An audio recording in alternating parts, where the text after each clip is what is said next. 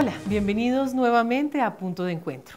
Hoy vamos a hablar de un tema que ha causado mucha polémica y sobre el cual todavía no hay claridades, y es sobre la justicia transicional, punto en el cual se encuentra hoy la mesa de negociación en La Habana discutiendo y sobre el cual, digamos, no ha habido todavía unos avances específicos sobre las discusiones allí contenidas y sobre la famosa Comisión de la Verdad. Para eso tengo dos invitados.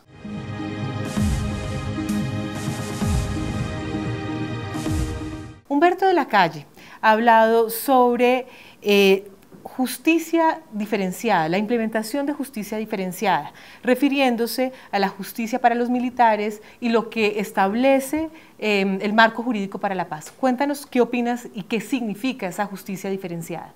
Hay que tener en cuenta la naturaleza de las responsabilidades en este conflicto. No es lo mismo las responsabilidades de la guerrilla que las responsabilidades de la fuerza pública. ¿Eso qué quiere decir? Las Fuerzas Armadas tienen la obligación constitucional de proteger a los ciudadanos, tienen lo que se llama la posición de garante, es decir, son los garantes de los derechos de todas y todos los ciudadanos.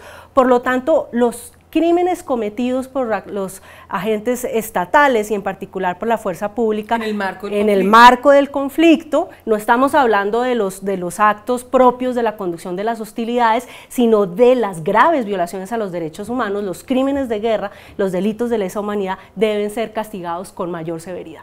¿Cuál debería ser el Tribunal de Justicia que les haga ese ejercicio? Un tribunal especial, que es de lo que se ha venido hablando. No creo que deban ser ese tipo de delitos juzgados por la justicia penal militar. Se requiere una instancia especial que será la que se defina en La Habana y que deberá hacerse cargo de las más graves violaciones a los derechos humanos.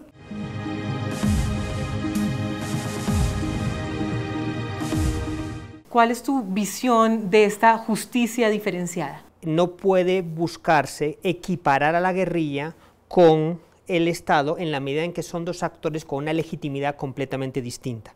En realidad lo que está haciendo la guerrilla permanentemente es tratar de buscar la equiparación con el Estado en la medida en que eso le fortalece políticamente, y para la guerrilla esta negociación por encima de todo es una apuesta política. Correcto. En consecuencia, eso es lo que define que haya un tratamiento distinto, pero eso no quiere decir que haya que adjudicar penas más graves a los miembros de las fuerzas militares por los mismos delitos que a los miembros de la guerrilla. La diferencia clave acá, que es por lo que se quiere hacer esta diferenciación, es que las responsabilidades en el caso de la fuerza pública necesariamente deben de ser individuales, en la medida en que el aparato de seguridad y defensa, como señalaba mi colega, es un aparato de un Estado legítimo, y los que cometieron esos delitos lo cometieron a título individual, mientras que en el caso de la guerrilla lo que estamos hablando es de una organización de naturaleza terrorista que realiza actos de violencia en un contexto de un Estado democrático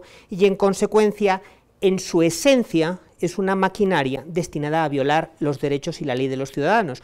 Por lo tanto, en ese caso de lo que estamos hablando es de un tratamiento más colectivo, porque la naturaleza de la organización es una naturaleza de carácter criminal. Ahora hablemos de la Comisión de la Verdad. María Camila, cuéntanos un poco sobre tu visión del papel que debe cumplir esta comisión. Hay una serie de temas de déficit de verdad que hemos llamado nosotros que es necesario abordar, por un lado, y por el otro lado hay un serio déficit de reconocimiento de lo que ya se ha conocido, de lo que ya se ha informado. Una Comisión de la Verdad es el escenario idóneo, debe ser el escenario idóneo para que la sociedad se confronte con ese pasado de atrocidades, que podamos construir allí una narrativa que nos explique ya no solamente quién le hizo qué a quién, sino que nos explique las razones, las políticas, los patrones de criminalidad. ¿Cómo ves tú ese papel de la comisión? Yo sugeriría que esta comisión debe tener al menos 3 características claves. Número 1, debe de tener, las conclusiones de la comisión no deben de tener efectos penales. Lo que se cuente ahí debe de quedarse ahí contado, y esa es la única manera de garantizar que vamos a llegar a alguna realidad, porque en el momento en que uno introduce el elemento, digamos, penal, el elemento de que esa información puede ser utilizada en procesos judiciales, automáticamente, digamos, las posibilidades de conseguir algo relativamente sincero y neutro se acaban. Número 2, yo creo que es importante que se parta de cero. Tenemos que construir desde el principio, porque esa polarización que existe sobre este tema no es reciente, es una polarización muy antigua y hay unos sesgos muy antiguos sobre esa cuestión. Y número 3, y esto me parece particularmente importante, creo que hay que acotar las dimensiones y los alcances de esa comisión. Digamos, cuando ya hablamos de sanciones, ¿cómo ven ustedes o cuál es la interpretación que tú le das a esa necesidad que aclama la mayoría de la opinión pública frente a las penas como la cárcel o penas alternativas? Cuéntanos. Yo creo que la sanción como tal es muy importante cuando estamos hablando de crímenes internacionales. La sanción puede incluir la pena privativa de la libertad, pero también puede incluir otras medidas. Y está claro que estamos en un proceso de negociación y que los negociadores pues no van a aceptar terminar en la cárcel. Pero la cárcel no puede ser la única medida de sanción.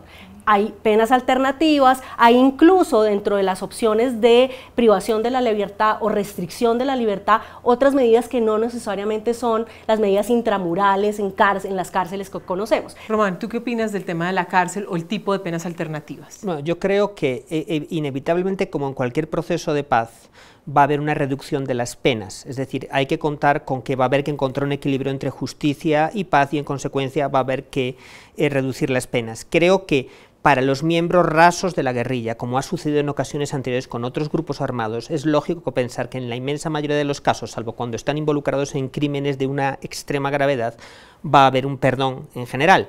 Ahora, los máximos responsables y los responsables de delitos atroces deben de ir a la cárcel, al menos en alguna medida. Bueno, ya ven ustedes, este es un tema que todavía no tiene respuestas, hay muchas preguntas aún. Justamente en La Habana están concentrándose este tipo de debates y vamos a ver cómo evoluciona esto. Pero esto hace parte de esta discusión alrededor de nuestro proceso de paz o la terminación del conflicto en Colombia con las FARC. Muchas gracias y nos vemos en 8 días